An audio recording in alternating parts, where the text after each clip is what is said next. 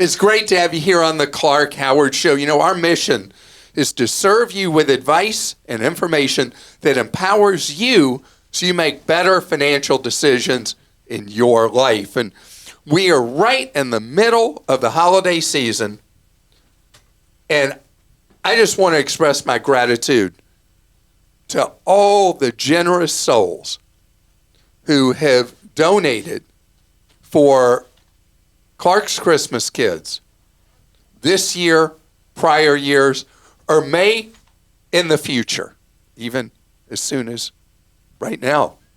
Because Clark's Christmas Kids is something that is near and dear to my heart. It's our 34th year of collecting your donations for children in foster care who generally aren't going to get any gifts Christmas morning unless we step up to do it.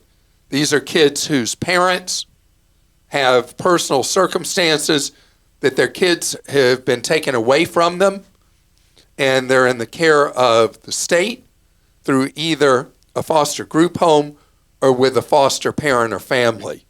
And I want these kids to know that even though, and they feel rejected by their own parents, but it's the parents who've got the issues, not the kids. I want these kids to know that they are cared about and loved by an absolute stranger. So you can help and understand what we do at clarkschristmaskids.com. And I want to talk about something that is so confusing to people. For months and months and months, there's been endless talk about this fight over the merger of Kroger and Albertsons. And it was this huge antitrust thing. And court said no. And now Albertsons is suing Kroger and all this stuff. But the thing is, why would it matter to you? I'm going to share that with you later. Right now, though, I want to talk about the shocking stats about how many cars are being stolen right now and some of the weird places they are being stolen. Okay, so, gosh, I don't remember if it was in the spring or early summer. I talked about this big uptick in vehicle thefts in Colorado that were centered at DIA, Denver Airport. And the trend is not you're my friend, because now this is spreading from sea to shining sea at airports. You know, people go, and particularly during a holiday period, like now, people may go away for many, many days. Business travelers during normal travel cycle, more hit or miss. They may be gone and back the same day or just an overnight. So it's a little riskier for a car thief. But especially during a holiday period, they're running off with cars. Now, more and more brands, if you have a late model vehicle, will have an app that notifies you if your car is moving. And there was recently a situation with the mom, a friend of my daughter, my oldest daughter, who was robbed at gunpoint in a parking lot, and the thief carjacked her. And she was able to track the thief with the police there, and they were able to catch and arrest the individual who'd stolen the vehicle. How were they able to do that? Well, because the thief stole the woman's purse and steals the car and what was in the purse but the woman's iPhone. And with Find My iPhone, the police were able to track this woman in the stolen car, and the woman crossed 2 other jurisdictions, and the police are working, believe it or not, by phone with the other jurisdiction And they're able to do a roadblock, and they capture a woman who had been had stolen a lot of stuff, a lot of cars, all this. And the police have been looking for her. They got her. The tracking in the iPhone. So now we're talking about carjacking is really traumatic. But coming back from a trip, and you're like, I thought I parked on level 3. I thought I was over there. And your car's not there. And it may be because it's been stolen. And this is like a serious thing. So if you have a car that you can track on an app, great. If you don't, they're so cheap now. If your iPhone get AirTags, if your Android get the equivalent, Samsung or whoever, hide them in your car. Because remember, like 20 years ago, there was a big deal about this thing, LoJack, to keep your car from being stolen. It wouldn't keep it from being stolen, but it would be recovered almost 100% of the time because you had this device in the car that would track where it was. Well, now, instead of the cost something like that, you put a $25 AirTag in it, or Samsung or whatever equivalent, a Tile, whatever. Do you use any of those? No, I need to. No, I wasn't asking that. I just mean, because my family, again, being all Apple, they all love their AirTag-y things. Yeah, my family members who are Apple have AirTags, for sure. Okay, we'll go to questions now. Alex in California says, I received a letter from my state controller notifying me of some unclaimed money from a class action lawsuit regarding a previous employer. The letter looks legitimate and even provides a .gov site for me to look up and verify the amount, in this case around $150. My only concern is I need to provide them my social security number. Is this a normal procedure for them to do? For $150, I'm not sure if that's enough to risk my social security number falling into the wrong hands. Alex, it is. So, okay, you know that you fill out the paperwork, you're going to get $150. And then there's the remote chance that someone will take that Social Security information and do harm to you. Hopefully you already have your credit frozen because your Social Security number in data breaches has already been leaked again and again and again. So that's why credit freeze is so important. But I'd feel comfortable doing it. And you were lucky that you were informed by the controller of the state of California this money was there for you. Most of us aren't going to have our state reaching out to and say, hey, we got some money for you. So know about unclaimed.org, which is a clearinghouse site that's legit, that tells you in most states money that may be hanging out there for you or a loved one that you didn't know about. Okay, this one's from Christopher in Oregon. I have been a loyal Costco traveler for many years using the Costco Visa card and travel website. They seem to add value to trips, and the packaging is nice. However, in 2025, my wife and I will be celebrating our 25th anniversary and would like to take a special vacation this summer. We are considering getting the Chase Sapphire Reserve card. With the points bonus and upgrades like lounges, we thought it might be worth a try basically for one big trip.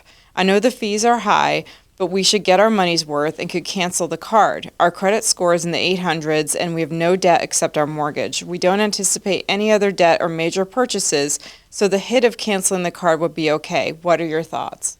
I think it's great, Christopher, and compare the benefits of the three bigs of the independent travel cards. In your circumstance, and congratulations on your 25th wedding anniversary. Congrats. It was a big splurge, doing a big trip, and getting either the Sapphire Reserve, the Capital One Venture X, or the American Express Platinum, all with their huge fees. You get such great sign-up bonuses.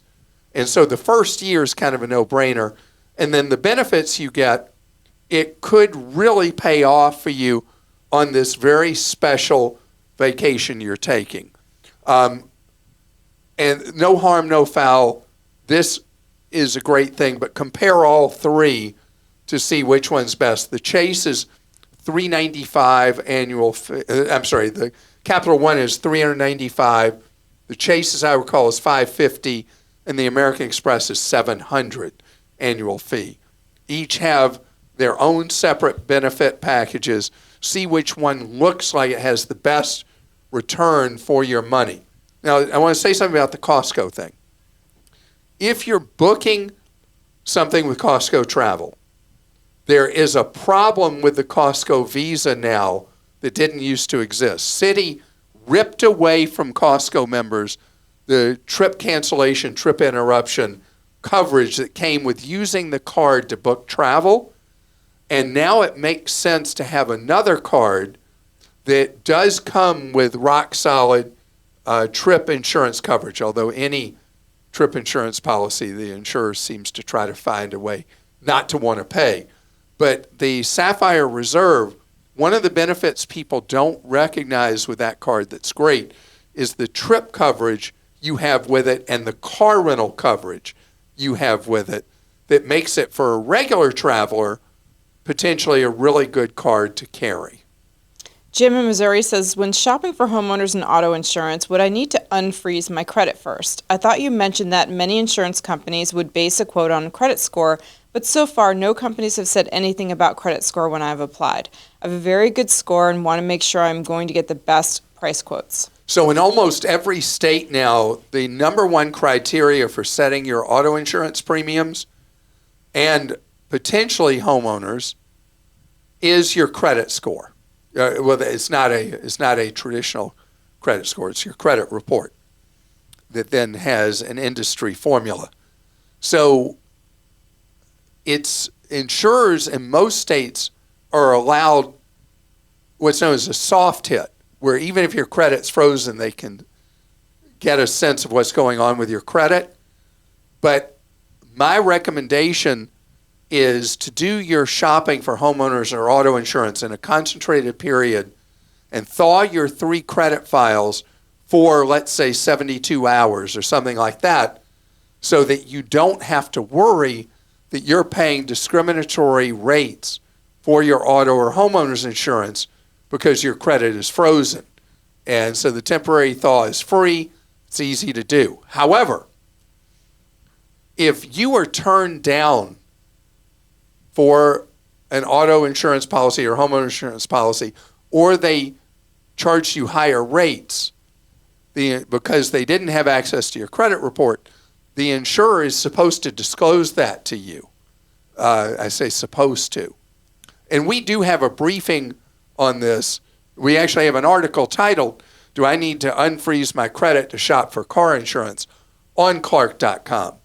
But just take it from me that in the states that allow, and you can look online and easily find what states allow insurers to set your rates for auto and homeowners based on your credit score or credit report, set down a time, couple of days, you're going to shop auto or homeowners or both, and thaw your credit for those days.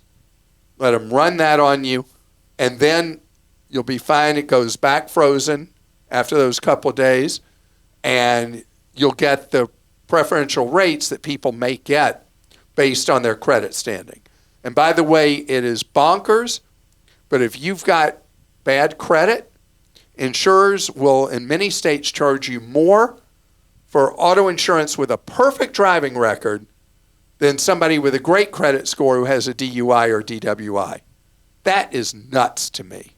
And coming up next, I want to talk about your grocery dollar. Your grocery dollar became like a grocery 25 cents, it felt like, through inflation. But there's been a big fight about your grocery dollar that I want to talk about straight ahead and how you should play the grocery game. Sometimes there are those ongoing stories that kind of make noise in the news, and you're like, how's this relevant to me? So there's been this Donnybrook fight going on in the courts in Washington and in the marketplace, where Kroger, the nation's second largest supermarket chain, was trying to buy Albertsons, which has been the third, soon going to be the fourth. And the court said this would be an antitrust violation and said no. just last week. And I talked about this months and months ago, that the problem with government antitrust is it's always looking back instead of forward. Because here's the thing. Shopping at Kroger, any of its brand name stores, which I guess there are dozens of different brands under the Kroger umbrella, or with Albertsons, they are high-low retailers, expensive places to fill your grocery list. And as a result, their market share keeps going down, down, down. And as is so often the case with mergers, they're done out of weakness, not strength. These two companies are becoming less and less relevant in groceries. And it's because, particularly magnified by what happened with the inflation cycle in the grocery aisle during the COVID run, where we had just crazy increases in grocery prices. People focus much more on where to get the best deal. And 3 retailers took enormous market share during this cycle from all the Kroger-affiliated brands and from Albertsons. And those places were Walmart, the nation's largest grocer, that just cleaned up and attracted for the first time a lot of wealthier shoppers who joined Walmart Plus, got grocery delivery for free, I guess it is, or really, really cheap. I think it's free as part of that. And the grocery aisle market share that moved so stubbornly moved in big amounts away from Kroger and Albertsons, because structurally they're so expensive to buy groceries from. And then who else took a lot of share? Aldi. Aldi growing like a weed around the country, but a good one. And that's because Aldi has the cheapest grocery prices of anybody, pretty much by far, in the United States. And it's an acquired taste. It's a whole different experience. I love Aldi. Our next dog is going to be named Aldi, if I have anything to say about it. And then the shocker, in third place now in groceries, Costco. Because during COVID, with the run-up in prices, people who might have done grocery shopping with an emphasis on convenience now focus price, price, price, and nobody can compete with Costco on price. And so the government saying that these two steadily shrinking food retailers, Kroger and Albertsons, couldn't get married, to me is lame. It's like that was no consumer victory, because the consumer victory is forcing change in the marketplace by the decisions you and me make of where we go to shop each and every day. Now, I said twice now, I think, high-low.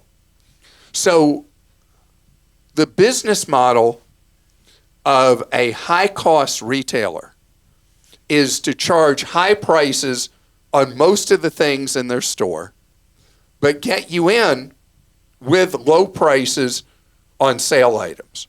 So they use the sale flyer to get you in the store, lured in, and they're happy if you buy the things they have on sale, on rotation.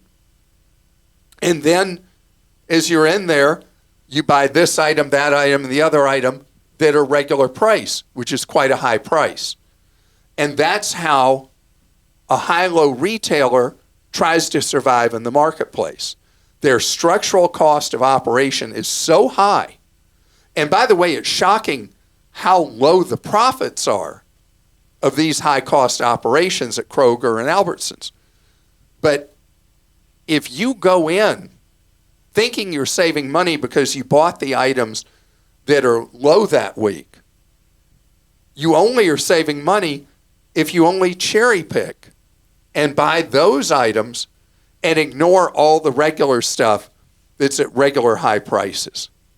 The beauty of buying groceries at these players that are taking more and more market share with Aldi and Costco and with Walmart is their whole thing is everyday low prices.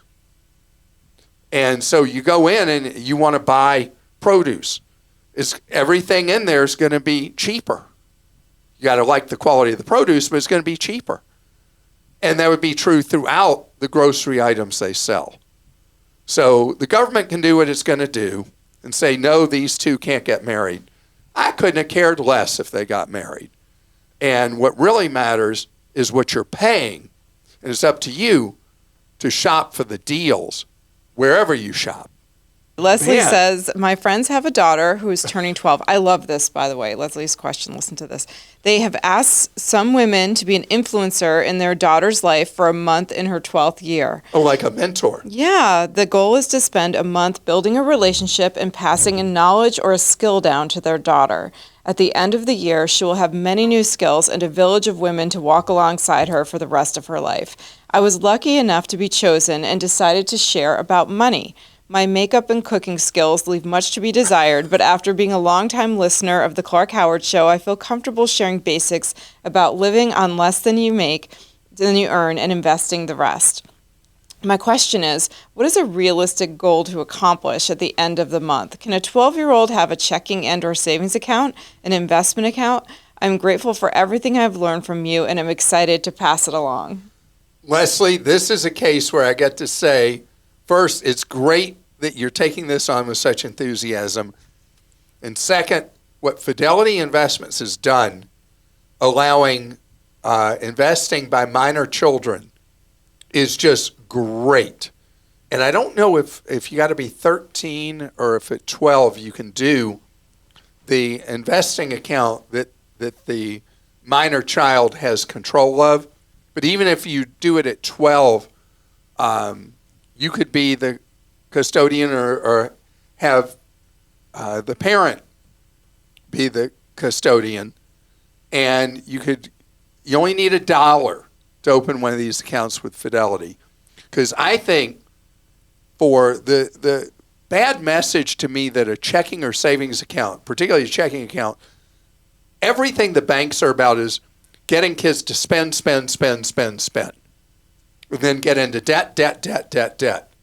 What's different about an investment account or a mutual fund account, it's about investing in the future. And the earlier a kid gets that into his or her, in this case, her head, the better it is. So I love an investment account at Fidelity that the 12-year-old can learn. And I would say the teaching should be about the value of index funds. And Fidelity has the 0 funds that you could use as a template to teach, to mentor this 12-year-old during the month about the advantage of being an owner of little slices of thousands of companies. So Fidelity's youth account is for 13 to 17-year-olds, and a parent has to have an account to open a child's account. Oh, so you'll need to see if the parent does. If that's a bust, Leslie, then if the investing angle's not going to work, then I would introduce your mentee to a credit union and help them set up an account at a credit union, which would be wonderful for a 12-year-old to have. No friend should ever take a friend to a bank. Jill in North Carolina says, I rent a storage unit and the storage company provides no insurance to the tenants. That's unusual. I'm hoping my homeowner's policy would cover my personal property in the unit in the event of an incident. How specific does the language need to be in the homeowner's policy? Does it need to specify fire, smoke, hail, water damage, theft? My husband's motorcycle is also stored in the unit. If an incident occurred, would that be an auto insurance claim? How do I know if I need an additional policy for self-storage tenant insurance? So, Jill, you do want a storage unit policy and do not rely on the homeowner's insurance. You do not want, even if your homeowner's insurance does cover temporary use of a storage unit and allow you to make a claim under it. You do not want to make a homeowner's claim for things in a storage unit.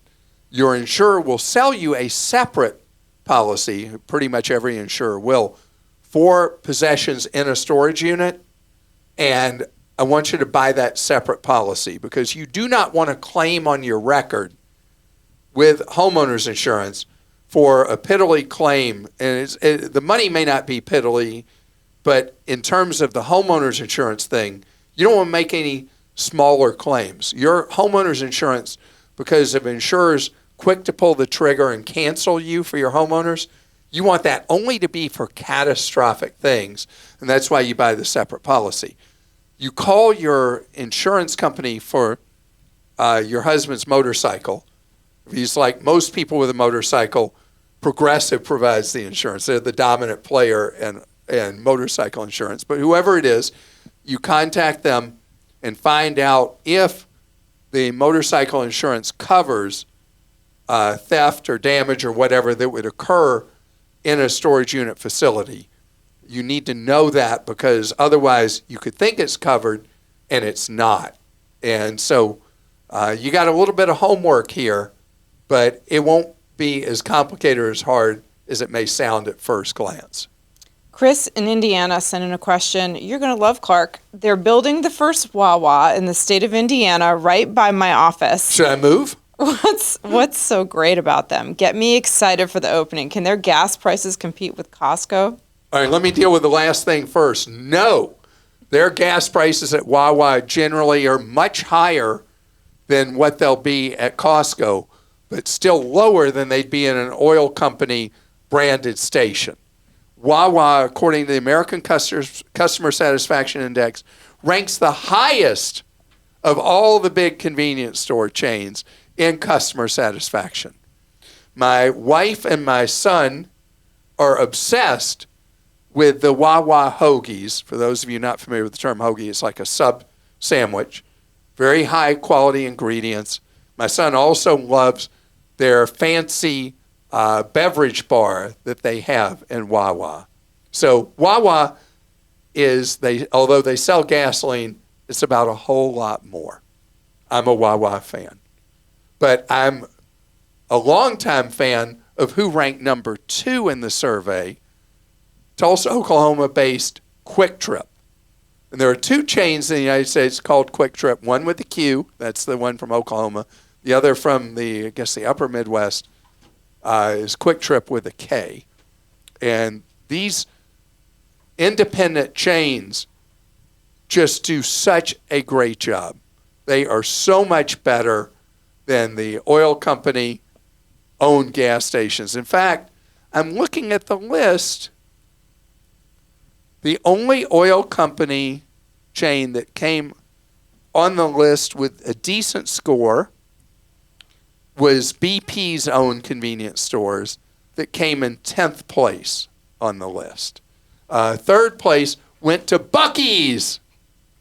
And if you've never been to Buc-ee's, wow, you're missing something.